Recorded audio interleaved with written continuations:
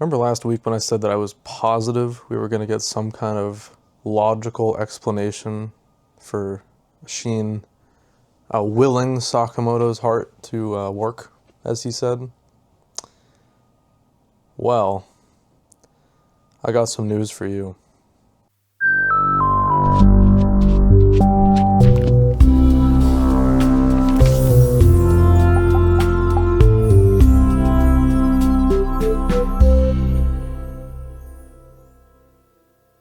Hey, welcome to Weekly Shonen Jump 2025, issue 33.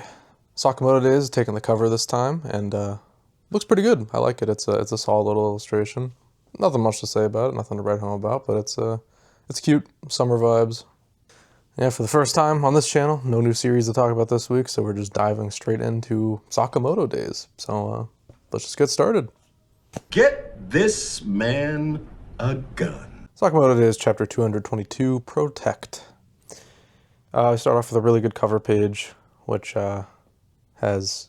I noticed immediately Nagumo on the newspaper, which obviously got me excited because we haven't seen Nagumo in a long-ass time, so I was thinking, like, oh, okay, he must be coming back soon.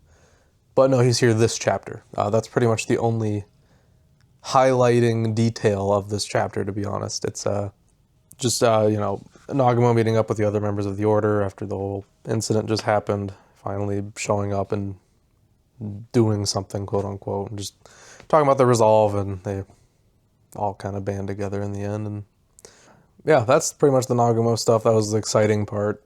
But the other part is Shin. I don't know what happened. I don't know if I'm forgetting something about Shin's powers. Like, can he... I don't even know. I don't know what happened. Are we just waiting, like, on an explanation for this? Or is this something I should already know? Because I don't recall Shin ever being able to, like, make something happen with his mind. But maybe I'm forgetting something? I don't know. I really have no idea. Maybe we'll get an explanation in the future. But as of now, that is a really, really weird way to have Sakamoto live this encounter. I don't even know what happened. So, alright, Sakamoto's alive. Shocker. But yeah, I mean, whatever. It was a fine chapter. I really have nothing else to say about it. It was okay. Blue Box, chapter 203, Jigsaw Puzzle. Fantastic chapter. I loved this one. Okay, so obviously, big thing. Ayame and Shota is his name, I think. I just saw. I don't ever remember his name, but they broke up. I didn't think that would happen this soon. I knew it was coming, obviously. It was a perfect layup, but I really thought we would drag this out more, but I'm happy to be wrong. So that book is closed, and we're gonna definitely start making big strides towards the ship right now, the big thing between Kyo and Ayame. And speaking of Kyo, more great Kyo content in this chapter. He overhears that the two of them broke up, and he reacts as any other teenage boy would react in this situation to his crush being, free again. And this is a very humanizing moment for Kyo, because honestly, Kyo is almost like too perfect of a guy a lot of the time that it's nice to see a moment like this where he's being kind of he's being real, he's being a human teenage kid. So yeah, I'm very excited about this. We also teased a little thing with Hina at the end, but I don't know, we'll see where that goes. Hina's been kind of in a weird spot for a long time. I don't really fully, I don't want to say I don't care, because I do care about Hina a lot, but I just don't know where her story is going, and it feels aimless right now, but maybe we're going to start to get that back on track. But right now I'm hard focused on Ayame and Kyo, as is everyone, and I'm super excited to see where this goes. I mean, we all know where it's going, but I'm excited to see it finally happen and come to fruition. One Piece, chapter 1154, Can't Even Die. Okay. What a bombshell. It's hard to talk about this chapter without first talking about what I just saw on the final page. But let me go back a little bit. This is a really good chapter overall. We're learning a lot more about Loki, his tragic upbringing. how he was raised without the love of his parents in any capacity, really. I mean, Harold showed up and did a little bit, but it's not enough. And obviously his mom was horrible and also died. But who cares? That is not a tragic loss in any capacity. But yeah, a really good exploration of the character. There's a really good line I wanted to mention where they said, the narrator says, "At just a few months old, Loki abandoned any hope for love." That's so sad. A horribly tragic character. He literally can't even die. He's I don't know how old he is at this point, but yeah, very heavy stuff, obviously.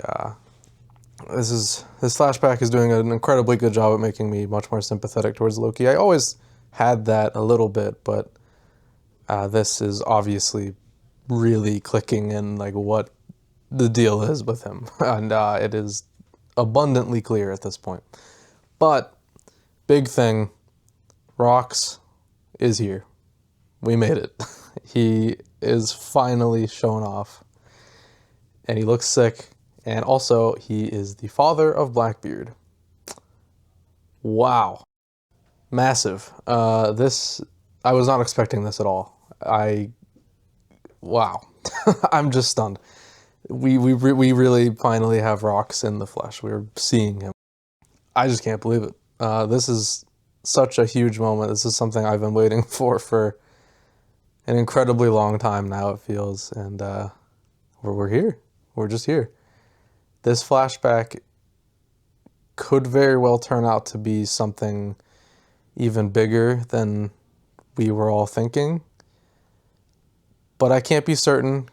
This could just be an initial reveal of the character Rox, and we'll get him throughout this flashback a little bit, but then we'll hard focus on him in a future flashback. Or we could just get a bunch of Rox stuff right now. Like, we could get the whole thing.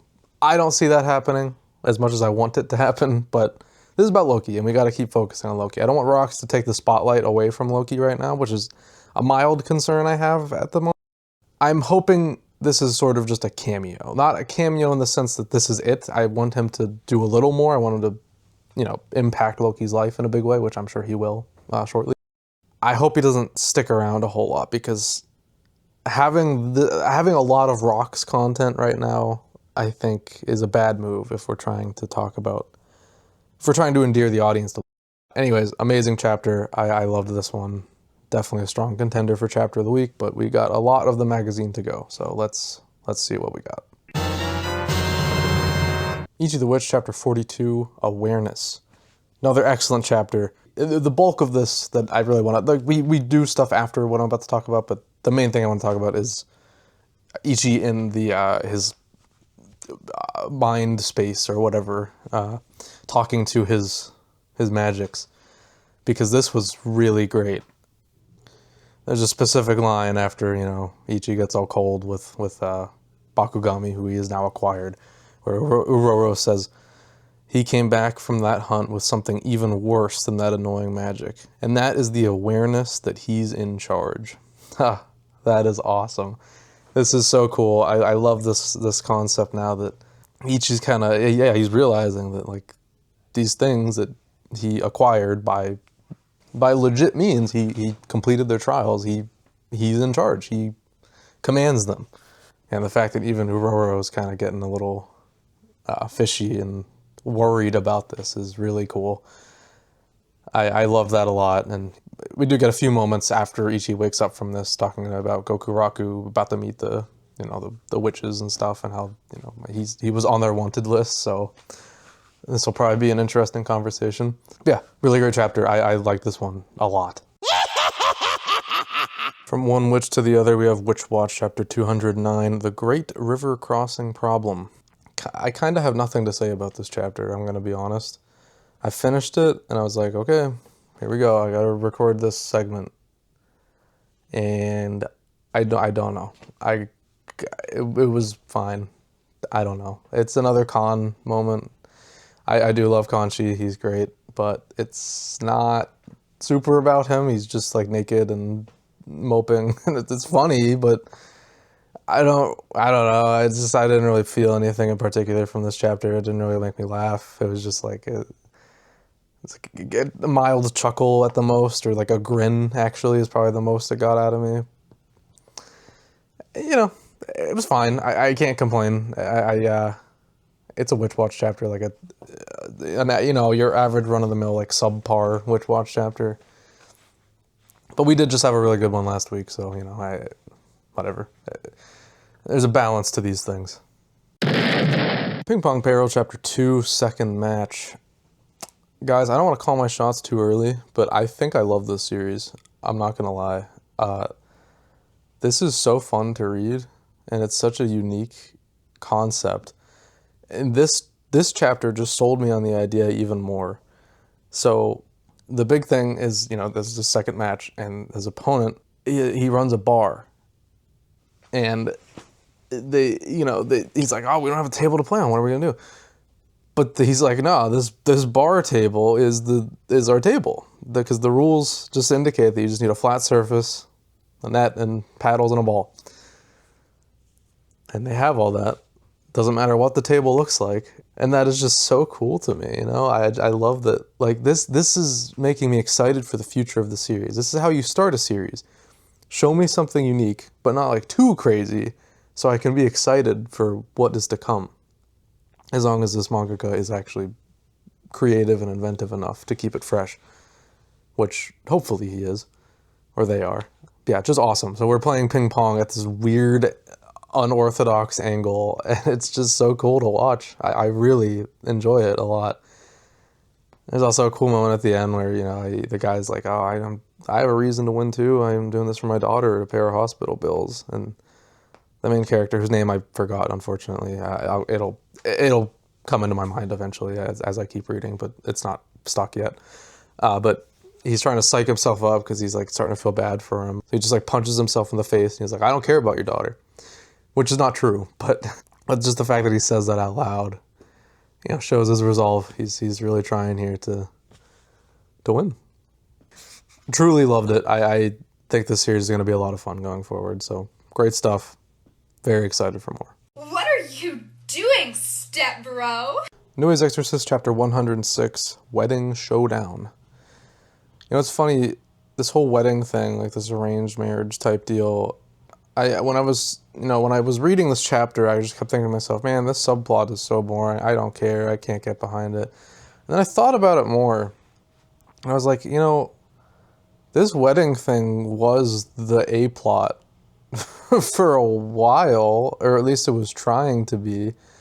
But because the series is so scatterbrained and there's been so much other random nonsense happening, my mind pushed it back to being the B-plot. And I just think that is so uniquely interesting. I don't think I've ever seen this happen, at least in a memorable way, where the A-plot became so forgettable after a period of nonsense that my mind now interprets it as being the B-plot. It doesn't help that the story is also unbelievably uninteresting, and I do not care about anything that I'm looking at. Yeah. Fight is about to happen. Nice. Kaedegami Chapter 4. Let me try this one. Bong Kwao San Nyangshi. Is that anything? Did I do good? So this chapter is pretty good, actually. I'm starting to. I think I said the same thing last time, and I'm starting to pick up the vibe. It's finding its footing. This is our first chapter that isn't an extended length, because we're on chapter 4 now. First 3 are always a little longer. And yeah, it worked. This is the conclusion to this like donkey demon thing. It's very tropey. This is a classic like first villain type deal where it's kind of a pushover. It's just like it's all talk, and the main character just deals with it and then is thanked tearfully by the people he saved and yada yada. But then we get a cool little tease at the end with this guy or this person. I don't know what gender they are, but they come up and say that they have information on where to get the rest of, Chio's body parts, or however it works. So, moving the plot along, neat little thing to happen. This is a pretty solid, like, first threat, I would say. It's effective, it works, it has some heart behind it. I'm down, This series isn't super impressing me or anything. I still really get that feeling that this will not last. But it's a series, I'm reading it. It's, it keeps me entertained in some capacity at least. Akane-banashi Chapter 166, Glow. First, I want to talk about this color page, which I absolutely love. So we have Hikaru here, and it's like actually supposed to be like a magazine cover, which is super cool. It looks legit. Like that looks like a magazine cover. It's really cool. And then as for the chapter itself, we're continuing Hikaru telling her story, and we get the reveal of what the story is actually about, which is it's about a ghost who was feared by all, who suddenly gains tremendous popularity, as it says. And that's perfect. That is so perfect for Hikaru to be telling this story. It's obviously very intentional. We're getting to see her performance style, and it's been a while, like I've been saying these past few weeks, and she kills it. She's great. I love this. It's doing like the whole tension and release techniques that we've previously discussed in this series, and that's just like a thing in general in real life. Yeah, it's obviously doing the classic Akane-banashi thing of tying the story back to the real character's story and doing an incredible job at it. So yeah, another great Akane-banashi chapter. I've been loving it lately, and this one's no exception. Great stuff. Bruh. Ekiden Bros, Chapter 3, He Called Me a Toothpick. Alright, I'm about to say the least controversial thing you'll ever hear in your life. This series is ass. I don't like it. I think this is definitely our next 18 chapter flop. So let's just bear with it for 18 weeks, and then we can never think about it again. This is dreadful. I hate the attitude of this series so much. I don't like that we had a time skip already. I didn't talk about that last week. This happened last chapter, but I didn't even mention the time skip because I was so hung up on that very funny line. And something I was just thinking about, because whenever you read this on the Shonen Jump app, you see like the big banner at the top, and obviously it's the page, like the color page, the cover of Jump that this series debuted on. And that character design is already gone of the main character. The one I used in the thumbnail for the first week. That's not even what the guy looks like anymore. Like, vaguely, it looks like him to some degree, but he's older now. It's not the same design. I don't like this series. That's not a complaint necessarily, it's just like an observation, but everything I think about this series is negative. I don't have anything positive to say about it anymore. The first chapter I had some optimism, but nope, it's all gone. This series sucks. I actually don't like anything about it. It's almost like, it feels almost insulting to other sports series creators, which that's a harder opinion for me to like put into words because I don't even fully understand why I feel that way as of this moment, but this series just feels insulting. Kagurabachi Chapter 86, Quickening. And quickening is a good word because we're moving right along. And I have a lot to say about this chapter. I want to keep it brief though, because I don't want to make these videos like hours long, which is why I try to keep most discussion about chapters somewhat brief. Hi Ed. But this is a really good chapter for the most part. We're wrapping up the Samura fight. There's a really good moment I wanted to talk about real quick about where Iori, she's responding to the line that he said at the end of last chapter of like, oh, you've grown, the classic like dad thing. And she's like, yeah, of course I've grown. You abandoned me for years. And then she punches him. That was great. I liked that a lot. That was a very real, raw, human moment, which I appreciate. And I don't think a lot of other series would have done it this way. Obviously, she breaks down in tears. They have a nice little hug and reunion. Samura's back. He was brought to the light, so to say. And he's on board. He even like says in his mind, like, you all won. Good job. But what I am not too crazy about this chapter is we don't have a lot of time to breathe because we're already setting up the next like arc. They're going to Tokyo. And yeah, I don't like that we're already setting up. Like, this could have just been the beginning of next chapter, you know? I don't, I'm not crazy about how this was handled. I wish the ending of this could have had time to breathe on its own. But that's just not what happened. What can you do? It was still a really good chapter, though, but just it kind of left a little soured by the end there. But it is exciting. I'm excited to see what happens next, but it just admittedly left kind of a bad taste in my mouth. That's a baseball! Harukaze Mound, Chapter 5, 5-tool player. Okay, I'm starting to get this series now. This was the first time I started to feel like the quote-unquote magic of the series. Like, I'm starting to get captivated. I'm starting to feel it. You know, this is a series with a lot of heart, which I really admire and appreciate. The character designs, I think, are really solid. I'm talking about this like it's the first chapter, but because this kind of is for me in a way. I'm feeling it now. I feel the series, if that makes any amount of sense. Yeah, just solid. I like this. I can feel it getting somewhere where I will enjoy it firmly. I could see this being the sports series that Jump has been looking for a while, but who knows if it'll actually happen, because they've been trying for so insanely long that I'd be stunned if we actually get one at this point, but this could be it. It could be it. Ultimate Exorcist Kiyoshi, Chapter 52, Roth's True Worth. It's a fight chapter, you know, there's not going to be a whole lot of substantial things to say about it because of that. It's good, it looks good, there's a lot of cool little moments.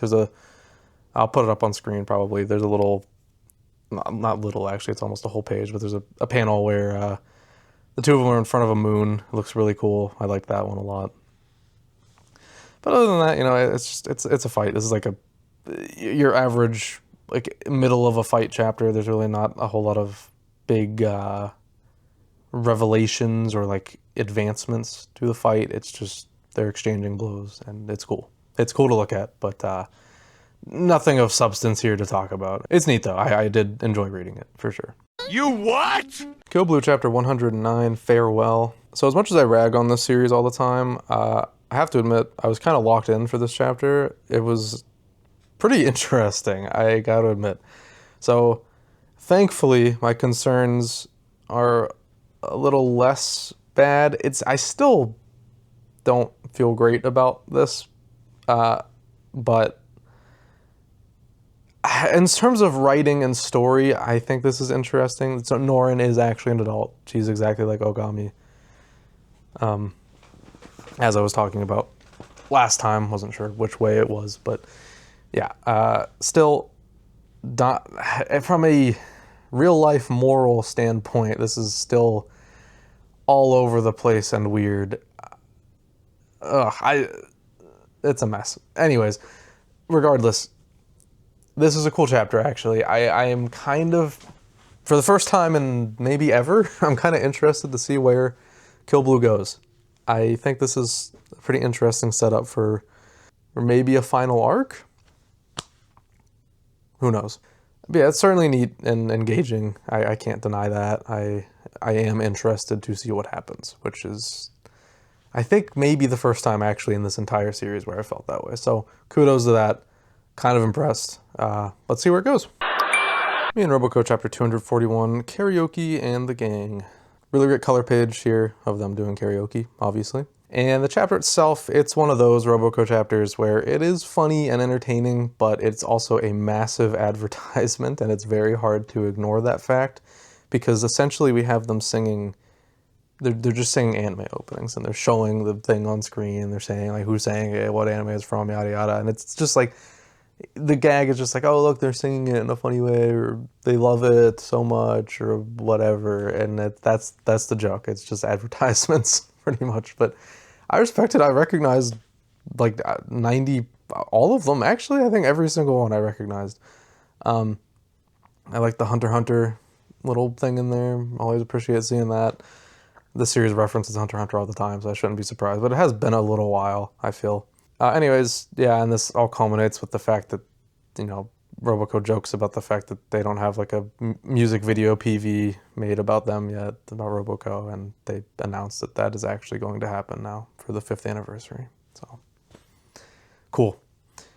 It's fine. It was a fine chapter. It was just one of those massive, blatant advertisement chapters. So not much to say about it. It's one of those. I did like it though, well enough. It was enjoyable. Hima-ten Chapter 50, Hime no No's Prologue, the title of which we don't get until the very end of the chapter. So I guess the mangaka must be getting bored of the cast because he decided to just add Misato from Evangelion into the series now. This is weird. This is strange for Hima-ten. We have like another girl being added, which is normal for a series like this, but this is like seemingly an adult. I'm pretty sure an adult. She's driving. This is an adult, and she's lightly hitting on this high school kid. This is literally Evangelion. This is the same shit. And it's revealed to be the idol that Honoka was like dressing up as during her idol performance recently. And yeah, I don't know. This was an okay chapter, just a little random and weird. I guess, the series is kind of just middling. It's not selling like insanely well. It's not pulling super well, but it's hanging on there by, I'm not gonna say by a thread. It's solid. It's in there. So he must be trying to just spice it up, add something to get readers to really hone in on it. And I guess the solution was an older woman who was also an idol. That probably helps. I'll hear it out. Shinobi Undercover, Chapter 41, Natural Gift.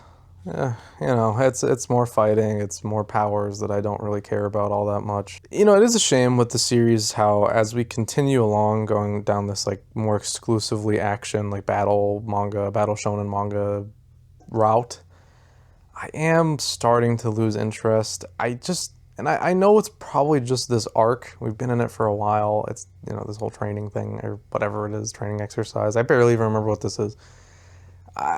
I just don't like this. So I just really don't like this a whole lot, and I'm ready to go back to just a split of slice of life and action. But we feel so far removed from that at this point that I'm worried that it's going to hard commit to battle shonen, and I'm not going to like that for this series, I'll be real. The power system is really lame to me. I don't care for it all that much. And yeah, the stakes of this fight are good. I do like, in concept, I like what these two are fighting for, or fighting about. It's interesting and engaging, but I'm just ready for it to be over, really. I need to see from my own eyes what this series is planning to become, because I don't know if I'm on board, and that's a little sad. Altar of the Flame, Chapter 10, I'm reclaiming it all. Okay, so I am unfortunately about to be pretty critical of the series, which is a shame because it ranked really low on the TOC this week, and that's a bad sign. It's really, really low. This is not looking good. It's probably, unless it really bounces back, it's probably on its way out already, which is a shame. I hate to see it. I want to see this mangaka get a banger out, but man, it's frustrating. And this chapter just reinforces it for me because this is our first big fight, and it's really hard to follow. Like, I get it for the most part. I can read the fight, but at the same time, it's kind of just nonsensical. Like, what's happening here is we have really great art, really interesting paneling. I'm not going to say it's like great. It's unique and interesting. I'll show something on the screen right now that stuck out to me. That was cool. But again, even that, it's like, what is really happening? I don't really know. It's just like, what is that top right panel? I don't know how to read that. I don't know how to interpret it. And yeah, just a lot of stuff like that where I don't know where my eyes are supposed to be going. It's good art and interesting paneling hiding nonsense. That sounds very harsh, but this fight is nonsense. I gotta be real. It just doesn't, I don't know what I'm looking at. I wouldn't want to be tasked with animating this because I don't even know what the hell I would do. This is a shame. This is disappointing, to be honest, and on multiple levels. But what are you gonna do? You know, I didn't really like this chapter. It didn't hit at all. The art was cool. I like the art a lot. This is a very talented artist. But man, there's a lot I can say about this series. It's a shame. I don't like that I'm feeling this way about it. It's frustrating. I just want more from this mangaka. They have a gift. They really do, but they're not. I just don't know if they have what it takes to be a serialized series, to be honest. Damn. It bums me out. It really does. But we'll see. Yeah, series have bounced back from things like this before, but I'm not hopeful. Elusive Samurai Chapter 211, Confession 1351. It's an Elusive Samurai chapter. This ranked really low on the TOC this week. Damn. But that really doesn't matter. This series is all over the place with the TOC. It's one of those chapters. They're just trying to recruit a new ally. I don't care about this kind of stuff. Gemba's still here, by the way. Maybe my reading of that Gemba chapter a couple weeks ago must have been way off because that felt like he was felt like a send off. Am I crazy? I don't know. He's here though. He's just casually here. Okay. I have nothing to say about this chapter. See, last week we were talking about the Takauji chapters. This is the inverse of that. This is a Tokiyuki chapter, but it's like political agreements and negotiations that not political, but it's like warfare negotiation, I guess. And I just don't care. I find myself asking, what do I even care about in this series at all? And I don't know. I don't really know. There is something interesting about it. I'm curious. Like, once we get to the final encounter between Takauji and Tokiyuki's armies, I think that'll be interesting. I'll show up for it, you know? But, yeah, I didn't care for this chapter. Shocker, I know. Oh, brother, this guy stinks! Nice Prison Chapter 12. It's not ultra or hyper. Wow.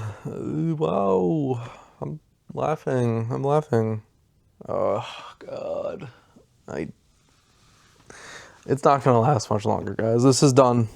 Chapter 18, it's over. I wouldn't even be surprised if this is Chapter 17, it's gone. Chapter 16, get it out of here. What do I care? Next chapter. Let's kick it out. I feel like it's wrapping up, right? Do you guys get that feeling too? Or am I just delusional and hopeful? The only thing I was looking forward to with this chapter was looking at more nonsensical 4-koma comics and making fun of them, but it's gone. Is that just a one-time thing? You just felt like it? This sucked. No surprise. This series is absolutely horrendously awful and is still, to this day, I think maybe the worst manga I've ever read. So, nice job, Nice Prison. You really did a great job this week.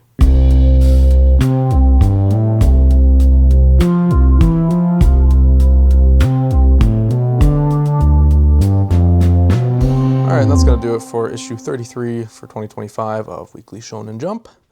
As for chapter of the week, I am going to give it to One Piece, chapter 1154, Can't Even Die. It was just the most consistently good chapter this week, I think. I was tempted for Blue Box, admittedly, but it just wasn't quite like... It wasn't like a banger or anything. It was just a solid chapter. Yeah. One Piece takes it pretty comfortably this week, I'd say. The ending alone is like, man, just the most satisfying thing in the world. Finally seeing him, and the rest of the chapter regarding Loki was also very, very good. This flashback is great so far. As for the rest of the magazine, it was a decent week. I found myself having not a lot to say about many of the series, which, sort of typical, especially in regards to like series I don't care a whole lot about, but even series I do like quite a bit. I don't know, not a lot of just like nothing happening in particular. Like not a lot of meat on the bones, you know, like Shinobi Undercover, Kiyoshi, just not a lot to say. Witch Watch. But yeah, decent week. Wasn't bad, but not my favorite week of Shonen Jump by any stretch of the imagination. Next week is looking promising. One Piece is celebrating an anniversary, so it'll be taking the cover. Always happy to see One Piece covers. And yeah, no new series debuting for a good while. We got our solid batch in right now. I don't think we'll see anything until after Nice Prison is canceled very, very, very, very soon. Hopefully. Please. That's all I got for this week. Thanks for watching. Make sure to like, comment, subscribe if you want to see more. Tell me your thoughts on all the series this week. Tell me what your chapter of the week was, as per usual. And if you decide to watch some of my other videos, you can do so. Subscribe and check out a collection video if you want to. Check out past Shonen Jump Week episodes. Whatever you feel like, whatever your heart desires.